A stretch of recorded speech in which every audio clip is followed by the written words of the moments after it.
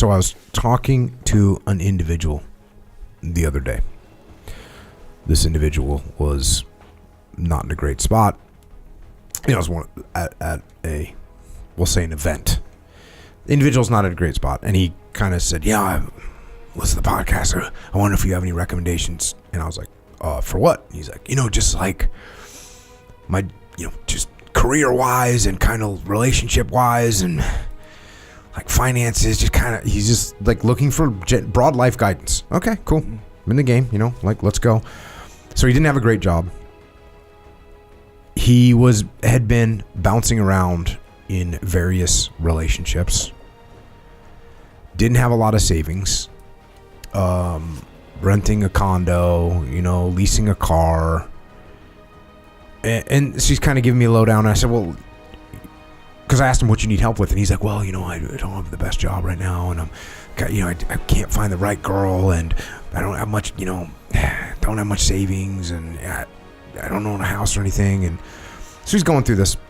And so I'm like, okay, well, how'd this happen? Like, how'd you end up here? And I wasn't looking for a cause. I was actually just trying to get the context of the scenario, right? Mm-hmm. How did you end up, like, how'd this happen? Like, because, sometimes it's, hey, I got divorced, I had to restart, like, looking for that kind of thing. I changed careers or whatever, whatever. I'm looking for sort of how we ended up here so we can sort of figure out a course of action to go. And so he starts giving me the life story type thing. And so I'm listening.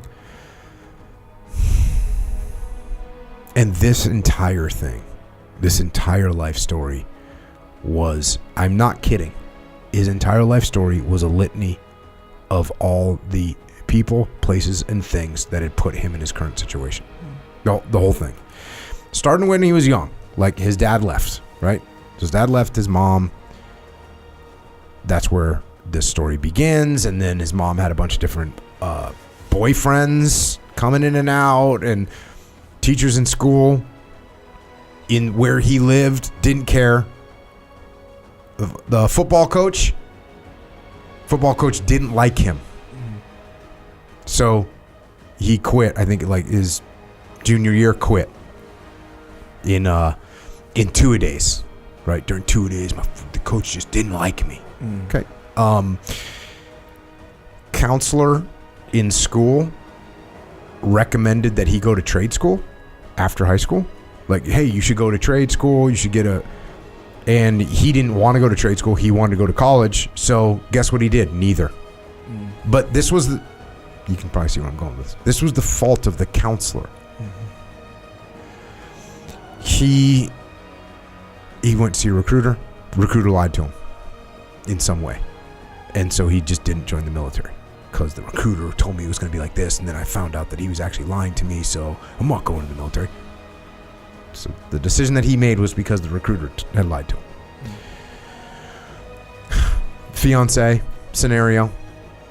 She was crazy. Now he doesn't trust women anymore because she acted this and she did this and she cheated on him and then she lied to his face and then they made up and then she did it. Like, so we had this whole thing going on. And then there was this boss and there was that boss and then there was this industry and that industry and there was this company and there was that company and then there was the .com burst. And yeah, this guy was not quite my age, but that's why, because I don't know if they talk about trade school anymore. They used to. It's a freaking good thing. But he's, he had the .com bubble burst, and then in 2008, the economic thing.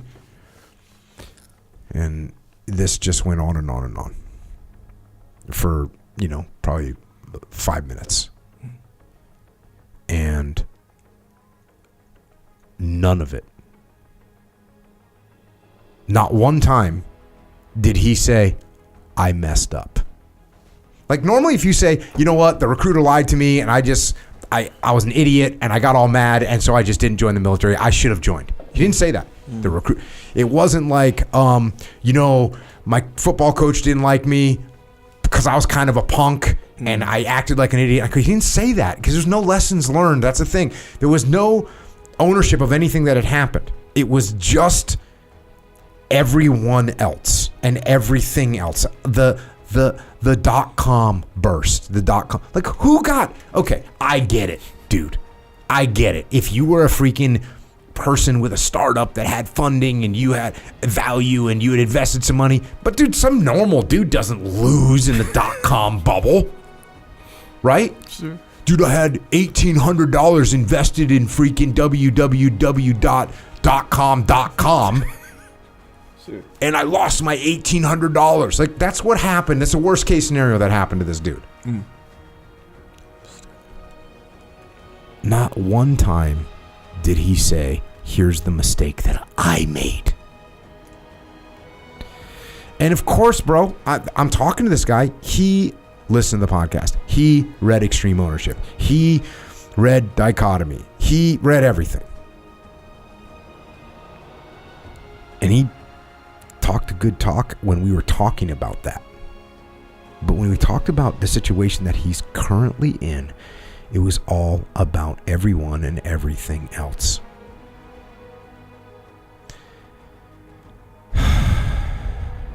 This is a very subtle thing that occurs. Like the way that the devil maneuvers, and the devil, dresses up like a pretty girl, and the devil does these things that you don't really notice, and all of a sudden you're doing things that you shouldn't be doing, and the next thing you know, it's too late. You're going to hell. Yes, sir. The demon is a liar. Yep. I used to say that to Seth Stone quite a bit, because there'd be something going on.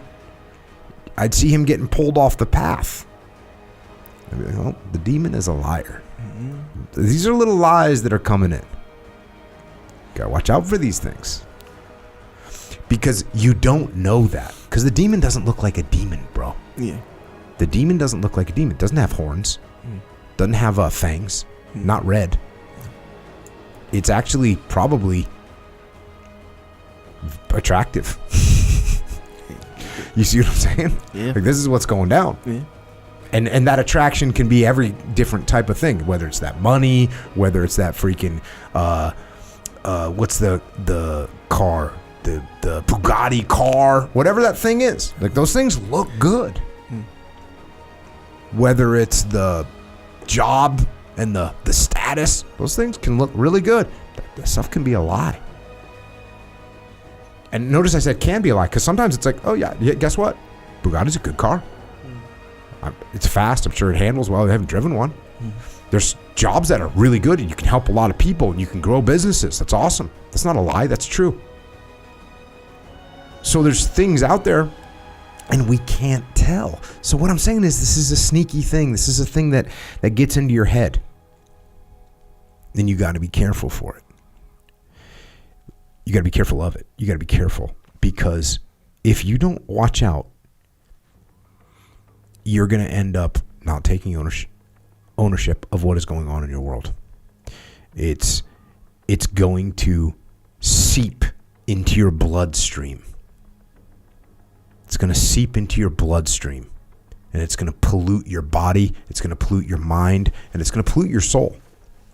And you won't know it. This guy, it was like he was on fire, and he didn't know it. He did not know it. He did not see the obvious thing, that what he was saying was completely opposite of what he thought he was saying.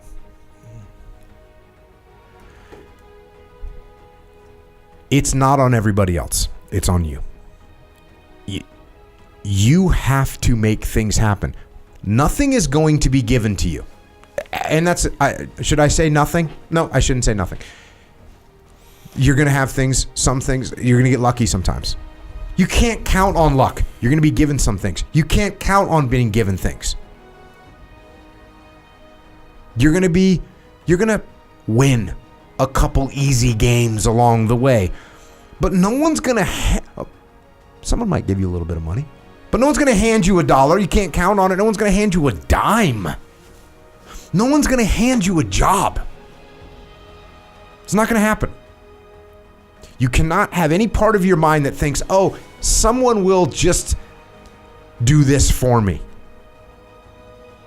You cannot have that in your mind. You have to do things yourself. You have to create things. You have to make things happen. You have to do it yourself. No one's going to give it to you. No one is going to give it to you. And this doesn't mean you have to take from someone else. You have to build for yourself. So think through what you are saying. Think through what you are thinking. Stop blaming other people. Start taking ownership and start taking ownership of everything. And I'll tell you what, it hurts. It hurts. Like chemotherapy hurts. It's terrible when people go through that, but that's what removes the cancer from their system. And you're going to feel some of that. And look, if you're like this guy, probably 48 years old or something like that, this is going to be some serious pain.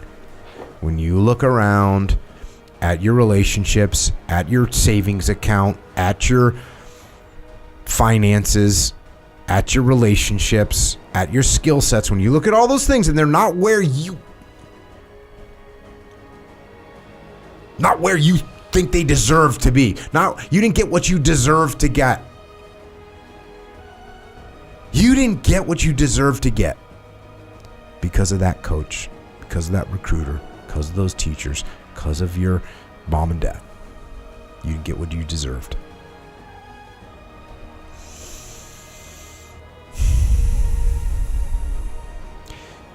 You're gonna get what you deserve.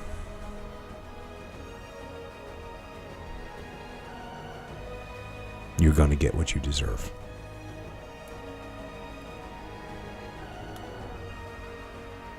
And it's based on you.